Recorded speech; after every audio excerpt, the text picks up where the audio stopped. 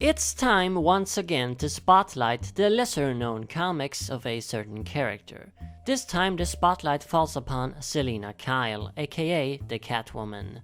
Of course, with Catwoman there are basically countless overlooked stories to choose from, considering she's made so many appearances both in Batman comics and her own comics. This meager list of 5 will only scratch the surface.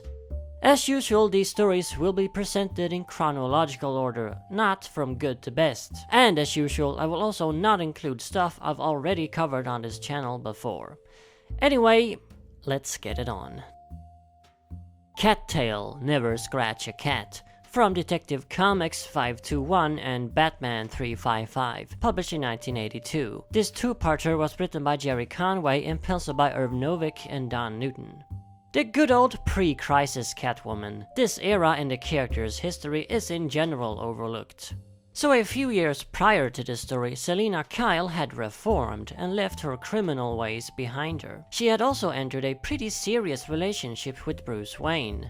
Naturally, it didn't last, and Selina returned to her catty ways once again. She then left Gotham and Bruce seemingly forever. But as we know so well, in comics nothing lasts forever. This two-parter was Selina's return to the old burg. Having been away for so long, she realizes that things aren't quite the same anymore. For instance, Bruce now has a new woman in his life, namely Vicky Vale. Vicky, having been away from Gotham even longer than Selina, returned during her absence and resumed her old romance with Bruce. Selina naturally doesn't like this. In fact, it drives her rather mad. So mad, in fact, she begins to stalk Vicky, threatening her to stop seeing her man. When Vicky refuses to comply, Selina outright tries to kill Vicky. Yeah, it's up to Batman to settle this silly catfight over Bruce and straighten Catwoman out. That's easier said than done though, as Selina is clearly not quite right in her mind. So at first glance, you may think this is another silly story where Catwoman's just got a huge crush on Batman. But there's actually a lot more to it than that. Selina's obsession over Bruce goes way deeper. It was with Bruce's help that she was able to reform in the first place, and with his support, she was able to remain reformed as long as she did. She needs Bruce. He is her compass, as she herself puts it. So obviously she can't have him running off with another woman. Of course, Selina isn't going about this in a sane fashion. She's in a very bad state mentally and doesn't really know what she's doing. This comic offers us a far more unhinged and unstable Catwoman than we normally get. She even suffers from hideous nightmares where she rips Vicky to shreds with her bare claws. Seeing Selina so disturbed is very interesting, and this is definitely one of the greatest pre-crisis Catwoman stories. A Town on the Night, from Batman 392, published in 1985. This one was written by Doug Mensch and penciled by Tom Mandrake.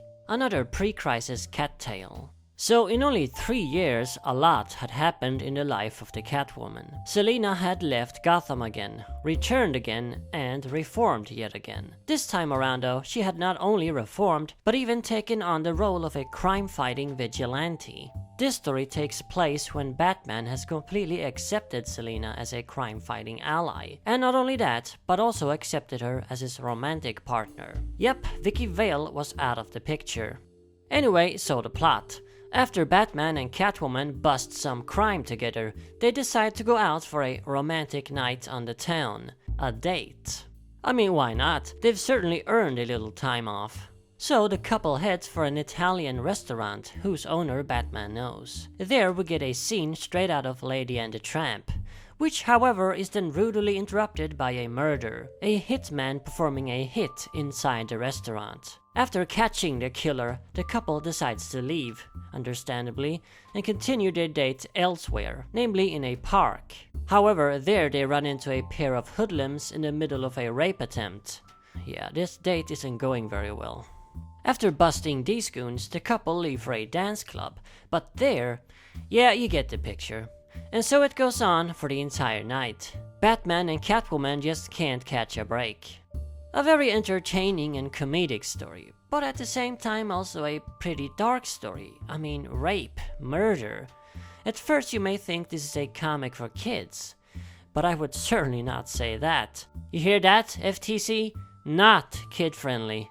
This comic is like different Batman eras blending together. On one hand, it feels like something straight out of the campy 60s, and on the other, it feels like Frank Miller wrote it. An interesting mix of different Batmen. Getting Catwoman on an actual date with Batman, and in their costumes no less, it's naturally a lot of fun too. In fact, this is the first time Batman and Catwoman were an actual item. Bruce Wayne and Selina Kyle had dated in the past, and the Earth 2 versions of Batman and Catwoman had been together, but not the proper Batman and Catwoman. And now we skip ahead an entire decade, ignoring the Frank Miller Catwoman era and jumping straight into the Jim Balent era. It's More Edge, More Heart, Box Office Poison, from Catwoman issues 20 and 21, published in 1995. The writer was Chuck Dixon and the penciler, well, Jim Balent obviously. So in this two-parter, Catwoman is hired by a sleazy movie producer named Carlos Weinberg to commit a theft. The item of the theft is a movie script.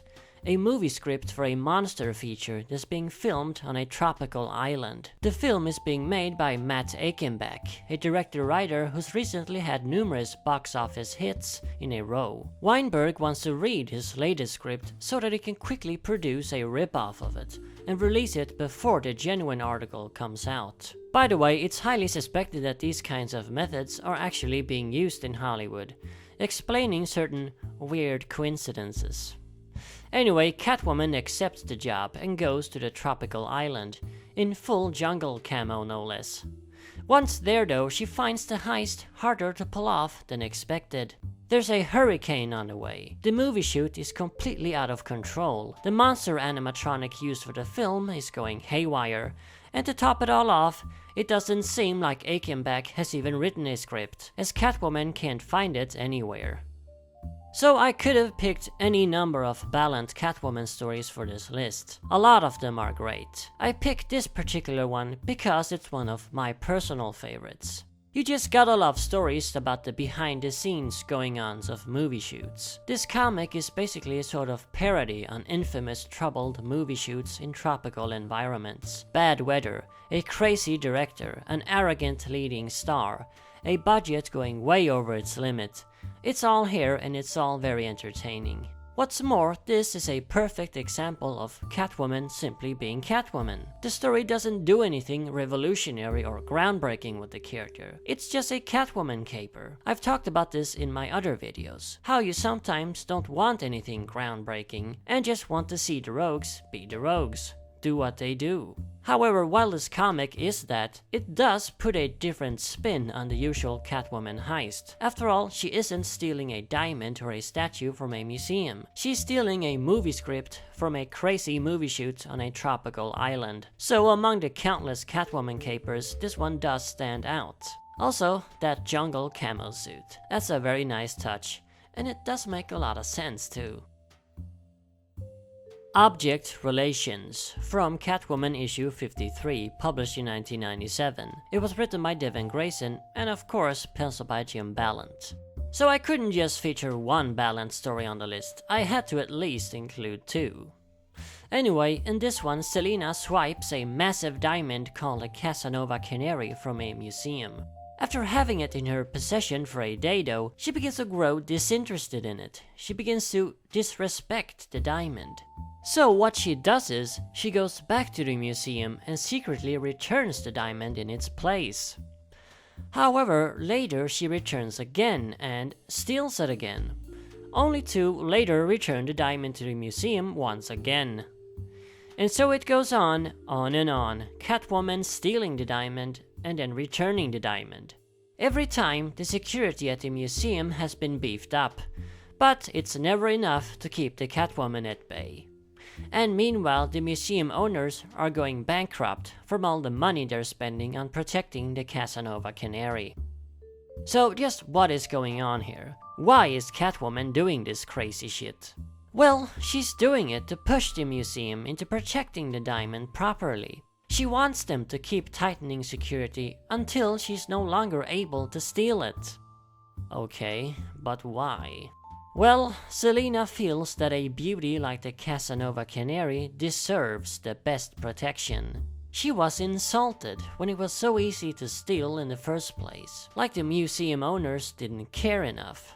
Yeah, pretty wacky. Catwoman has a thing in this comic where she compares the diamond to herself. They're both these beautiful, alluring things that everybody wants, but no one can ever have. And that's why she lost all respect for the diamond when she successfully stole it.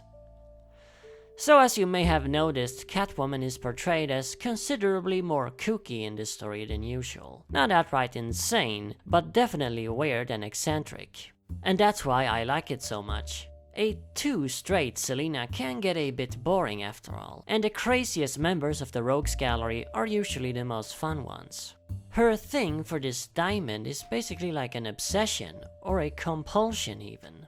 Selina is also more villainous in this issue than in most of the 90s run. I mean, she's causing the museum to go bankrupt for no real reason, and she doesn't even give a damn. All that matters to her is her bizarre game. A more kooky and more villainous Catwoman is exactly what I want these days. Easily one of the greatest single issues of the Ballant era. And finally, for overlooked Catwoman stories, we've got Tempted, from The Brave and the Bold, Volume 3, Issue 16, published in 2008. It was written by Mark Waid and penciled by Scott Collins. Yeah, you just gotta love that cover. So in this story, Batman is out of town for some reason, and thus sends a substitute superhero to answer Commissioner Gordon's call. Superman, of course, as the cover spoiled. Apparently there's a big auction about to go down in the Gotham underworld, and the main item on sale is a map to a mysterious cave located just outside the city. Yeah, that doesn't sound very good. Superman is on the case though, so no worries. On the way, he intercepts Catwoman breaking into a vault, and it turns out Selina is going to the auction as well. That is in fact why she broke into the vault. The only way to get into the auction is to offer up a valuable item as an entry fee.